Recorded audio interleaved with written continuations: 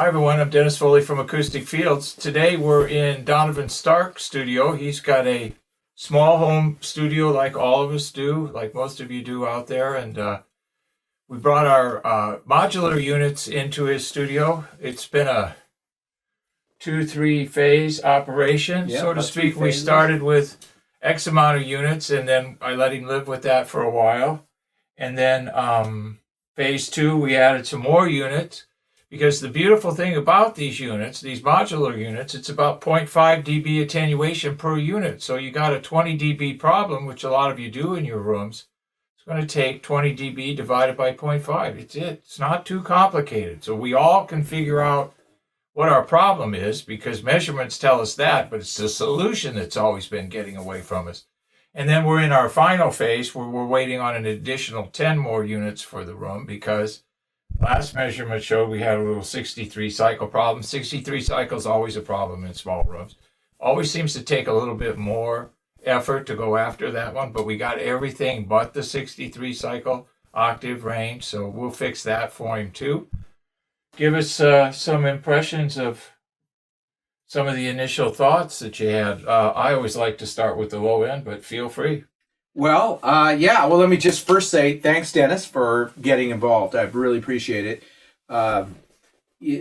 Having the proper acoustics in my room has literally changed everything about my journey in recorded music. I've been doing this most of my life, and I've never had an environment that I could truly say was zeroed out and completely sorted to where what I'm hearing in my speakers is what's really there. And it is remarkable. The change is, you almost can't even imagine how much you've been missing. And no amount of equipment or devices that I've ever purchased have given me what I have now. And like Dennis was saying, we did this incrementally. I started out with a pretty good trailer load of boxes and, got the hand truck out, wheeled them in, set them up, and I could tell immediately, I could feel the pressure change in the room, that this was significantly going to be on a new track from what I've experienced before. This is just a master bedroom, typical master bedroom in a house. I removed the closet. There's some pass-through glass, and I made a studio here in the house, but it is nothing special. And immediately I could feel a difference in the low frequency response in the room. The first time we put up sound, the clarity of the full range of frequency was, immediately apparent. The width and the depth, the, things that you were hearing that you'd never heard before. And, I've spent my life listening to speakers and recording and making records and selling equipment and being involved with products. I mean, I've done this my whole life, and this is like a new experience for me. So we heard significant changes, in the room, but it was clear to me that there was still, some other work that it sounded like we could do. And so we took another pass at it. And with additional boxes, we put a second layer all around the room. And the mid-range frequency started to come into perspective. And so now all of a sudden the clarity was from the lowest low all the way up through to the high range. And not counting the anomalies that you were able to test for, I was already at 100% satisfaction. I mean, life-changing difference for me. And, because sonically speaking, we're all after the same thing at the end of the day. We spend our whole lives buying equipment and, exercising our skills and trying to find the thing to give us a particular end result. I mean, that's what everyone does. And the problem is that because of the room we're working in, we're never going to get the result we're looking for. It is impossible. The room is too big a factor in the sound, and it clouds your decisions. And so even if you're the most talented mixer with the best decisions and the best discernment on how to relatively balance or EQ something, what you're hearing is not the truth. So until I've been in this room and I know what the truth is when I'm hearing, my power of decisions have been worthless. So, I mean, it's like start your life over, 57 years of wasting my time, and now I'm on track. Seriously, I mean, it's a bigger issue than, wow, the bass is tight, the mids sound great, boy does it sound wider than ever. It's like my life started over, since we did this. And, so I can't speak enough about that truth. This is the truth of the situation is you don't hear the truth out of your speakers unless your environment, your acoustic field is proper. I mean, it is a fact. It's the way it is, and you hear the difference. I mean, anyone watching today could come to my room and it'll change their life just sitting in my room. You can feel it when you walk in the place that there's something going on with the pressure in this room. And, my 11-year-old daughter can whisper in the corner, and I can stand in the far corner of the room. I can hear every syllable. I mean, the room is completely leveled out sonically in every corner, not counting the tiniest amount of anomaly that Dennis can come up with on his analyzer that we're even chasing right now because we want to be our best. To me, I'm at 100% right now, the best sonic environment I can say I've ever been in my entire life. And I've been in every studio known to man professionally in my career. I work in recording, and I work with manufacturers and some very impressive brands. And this scenario is proven to be the finest listening environment that I can say that I've ever been in. There's something magical about getting the room fixed and being able to hear everything. Tell our viewers a little bit about that. Well, it's there, but you can't hear it. Yeah, it's or maybe you don't know it's there. Well, put it this way. Now I know it's there. Yeah. And there's a certain joy that goes along with it too, because having the proper sonic environment to listen in. I was telling you earlier that, now when I need to get, it's not a cup of coffee that gets me going in the morning. I come in and listen to a couple of songs and I'm lit the entire day because, there's no greater joy than hearing a mix the way it's supposed to. And then, through my association with other very high-end quality products, I can tell you that, not every record sounds so good in here. There are a lot of dogs. You can hear what records were mixed in a horrible room and which ones were mixed in a great room on great equipment. And there's a few that come to mind that I've listened to where I know that was the high-end, DC coupled circuit consoles, the finest array of audio reproduction equipment known to man, and some of those albums excel in this room. Boy, they're fantastic. And then some other mixes that surprise me. It's like I listen to them and I'm thinking, man, they must have been in a horrible room when they mix this, because the snare is cracking way deep in the mid-range, way out of the mix. It's just horrible in a good sounding room. Yeah. And because I know that room was sucking mid-frequency. Yeah. And so their perception was off. I don't call into question their artistry. No. I just know their environment was wrong. And so they made bad decisions. Yeah. And then they've had to live with that out in the world with bad mixes. So, we all want good mixes. That's the end result and the goal. Yes. And we can get them. We just have to zero out the room. I like to say that this room has now been cloaked. The walls are gone. I mean, all you hear in the room is the speakers. You don't hear anything else. It's a focused energy that comes at you from the speakers and only vibrates in your own body. So it almost feels like the music's coming out of you. Yeah. And because you're the only thing that is reflecting sound. Everything else is absorbing sound. So it's like you're in space, and in space there is no sound. And so just now the room is gone, and all you have is the speakers. And, there are plenty of good speakers out there you can be listening to. So we want to hear the speaker. We want to hear everything in the recording, and we don't want to hear the room. That's right. Yeah, because the room is killing us, and it's been killing us for years. And me and all my friends, we've spent years buying equipment, years building studios. I mean, any of my friends worth their salt have built 5 or 6 studios in their lifetime.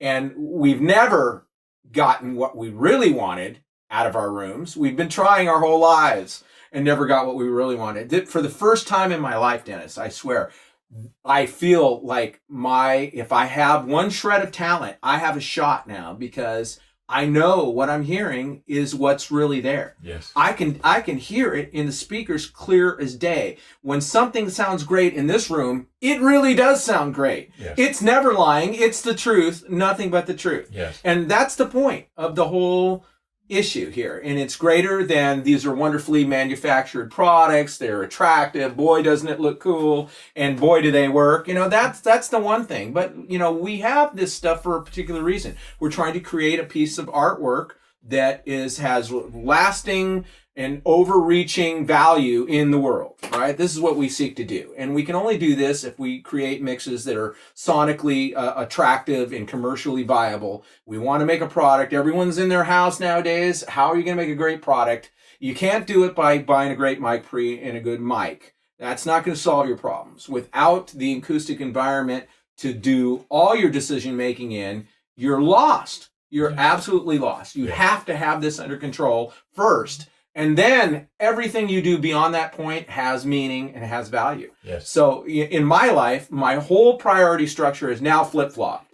On number 1 is acoustics at the very top of the spectrum. And I know this to be the truth.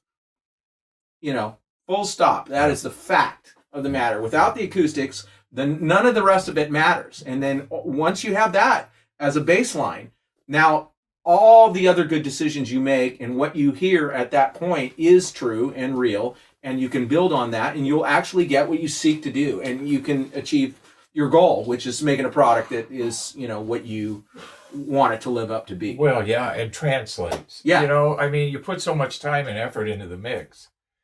And I know a lot of guys that then take the mix and go take it other places. Right. Take it to their car, take it to this Did it most studio. of my life. Most of my life. Okay. So but who are we kidding? Right. What we're listening in 10 different places because our room is so bad we don't know what we're hearing in our own room. Right. The truth is we've been clueless our whole lives. Yeah. And we've been going about it totally the wrong way. And that's most of us. Now there's a couple of you out there that have been blessed with a beautiful room that someone engineered properly, and there are probably very few of them in America or in the world nowadays that are left. Yeah. But since the home studio equipment market started booming and people can do amazing things with home equipment, the equipment is way good, but it is valueless in a crappy room. Yes. Because your power of discernment is out of check. It is not zeroed out. You have no calibration in the world of sound unless you've neutralized your room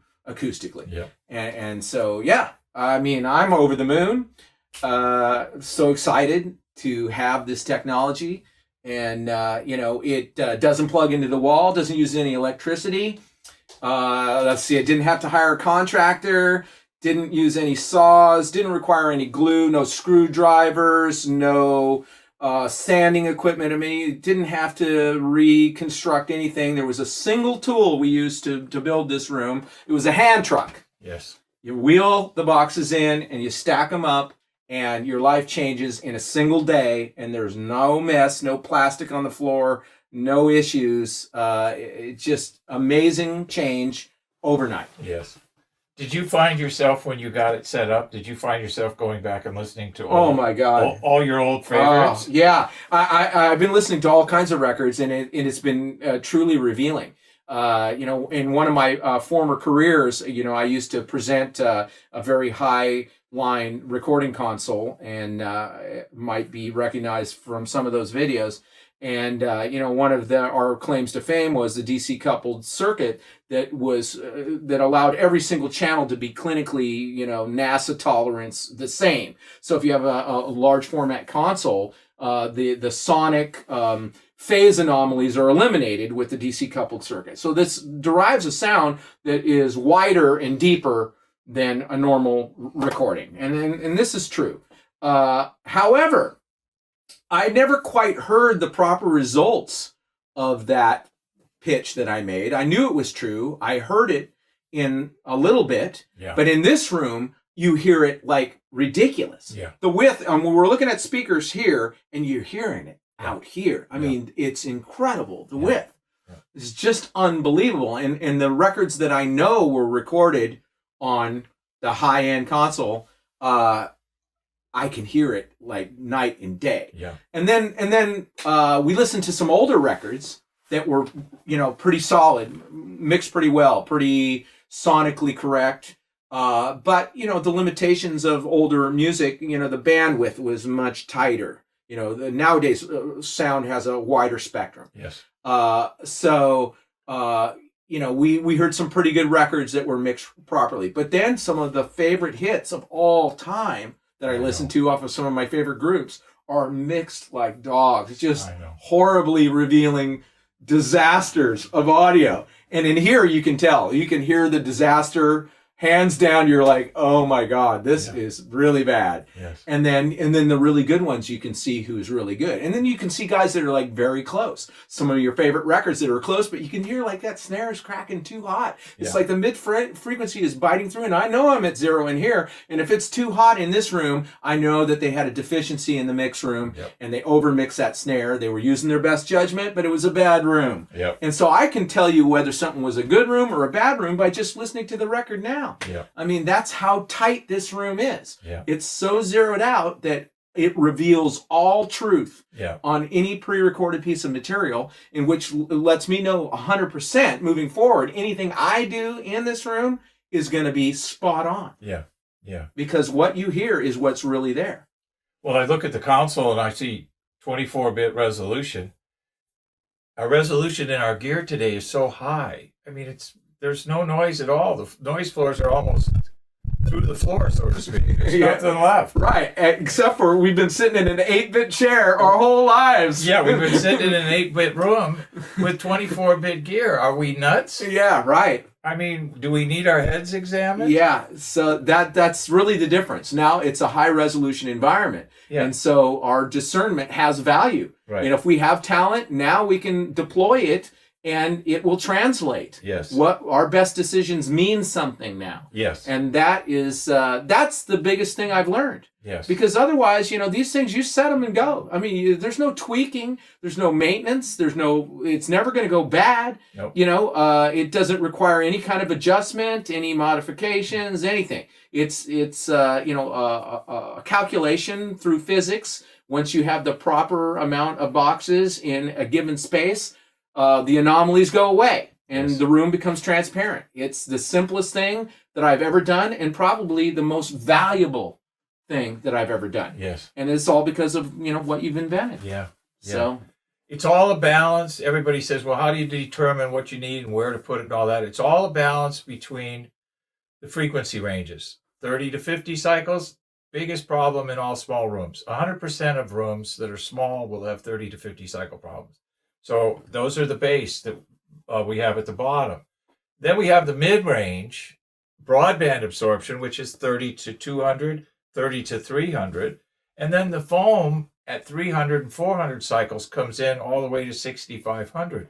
So we have this nice 30 to 6,500 transition that's smooth, no spatial irregularities, powerful, can minimize the problems in the room and not give you any more issues than you would have, with a bigger room that has less issues. It's not going to do anything bad to your room. It's only going to make it better. right. And of course, the smaller the room, the bigger the problem you have. Absolutely. And nowadays, because of the fantastic equipment that's made, so many of us are at home, in a small room that's killing us. Yes. And so, we need some big solutions. Yes. And, so far, the foam in the box market hasn't done it. No. And No. one has come up with a solution that is this effective and so simple to deploy. I mean, this literally a hand truck and you're done. And the results are staggering. I mean, it's ridiculous Yeah. how great it sounds. I know. it's like life changing. Yeah. It's nice to hear Donovan's excitement, because that's the excitement I had, years ago when I created it. And of course, it's much better hearing it from a professional and not me saying it all the time. So that's what's really great about it. The thing that I always like about the carbon technology is the way it handles the low end. Oh, And if you got to get the low end right, and what's the hardest thing in our small rooms to get right? Low end. I know. We can get the mids and the highs close, but if we don't get the bass right. Well, I'm listening to this track, and there's a significant amount of low frequency instruments that are intertwined. Yes. I never heard the definition. I've heard this song on movies a million times. I mean, it's like overpublished everywhere. Great tune. Everyone would know it. And I'm listening to the intertwining low frequency instruments, and they're all perfectly defined. I can see the braid of how the musical parts are constructed and all the counterpoints, and they're all in this really low. It was just mush. Yeah. Before I heard it in this room. Yeah. It was just a mush, a bed of mush. And now it's this defined strands of intertwining low frequency instruments that are, and I know the artist that recorded it and what equipment he used, and that his environment was pristine. This was captured in the finest possible way possible, and yet I had never heard it. Yeah. Yeah. Yeah. And until I had this room, and now I can hear every low frequency instrument in a clear, defined, punchy, full frequency. You can hear the tiniest sibilance off a bass instrument all the way through to the subharmonic with complete clarity. Yes. And definition, and completely singled out from the other instruments. Yes. I mean, it's such a defined view of each thing, and that's the difference. Instead of it all mushing together with some kind of strange phase cancellation and things that cause all your low frequencies to come and go in weird fashions. Yes. It's like perfectly sculpted bass frequencies that you hear at full velocity the whole time. Yes. Without any kind of weird anomalies. It's remarkable. It really is. I never knew bass players were so good. Yeah, well. They're really good players. Yeah, but if don't lend them money. Well, that could be. But if you can't hear them, and in small rooms, we can't. Yeah, well, yeah, especially if you got low-end keyboard instruments and maybe some cellos, some other like low-frequency instruments that have a presence in a track, and bass on top of bass is always a problem. Right. A lot of times people are mixing these instruments and rolling out low frequency because they're hearing mush in their environment. But I can tell you here, in my environment, I hear those sub-frequencies and they still stay separated from the other instruments. Yeah. You can define each independent character in the audio spectrum, and the mush is gone. Yeah, yeah. Well, it's a great technology. It's nice to hear Donovan use it. He's probably had it a month. Yeah, about a month. About a month now. So he's busy. He doesn't have a lot of time, but you can tell by his enthusiasm that he gets it. He understands. He hears it, and what a great joy for me to have someone say, the room is the most important thing. I mean, I've been saying that for years and years and years, and you all know that. Here's a guy who's been in the business for years and years and years. He gets it now. He understands it. And I hope all of you out there will too one day. So, great. Thank you so much. Thanks, Dennis. It's been a pleasure. My pleasure.